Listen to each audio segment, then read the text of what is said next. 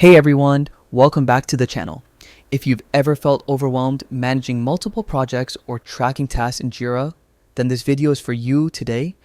I'll show you exactly how to create a Jira roadmap in step by step. By the end of this video, you'll have a fully functional roadmap that helps you visualize your team's progress, upcoming work, and long-term goals all in one place.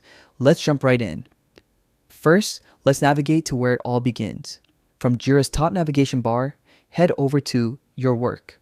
This section gives you a complete view of all your ongoing projects, tasks, and activities. It's basically your control center in Jira. Next, move to the Dashboards tab in the same menu. This is where you can either open an existing dashboard or create a brand new one for your roadmap. I recommend creating a new dashboard so you can keep your roadmap clean and focus only on what matters.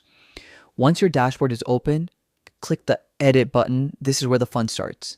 The Edit mode lets you customize your layout and add different components, or as Jira calls them, gadgets, to make your workspace more powerful. Now, click on Add Gadget. A new window will appear. In the search field, type Roadmap. Once it appears in the list, select it and add it to your dashboard. This gadget gives you an instant visual timeline of all your epics, tasks, and deadlines. It's perfect for tracking progress and planning future sprints. After adding it, don't forget to click Save and then Done. And that's it. You've successfully created a Jira roadmap that's active and visible right on your dashboard. You can now easily adjust dates, track dependencies, and share progress with your team, all in real time. And there you go. That's how you create a Jira roadmap from start to finish. It's a simple yet powerful way to keep your projects organized and your team aligned.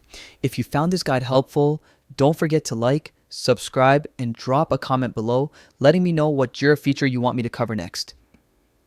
Thanks for watching, and I'll see you in the next one.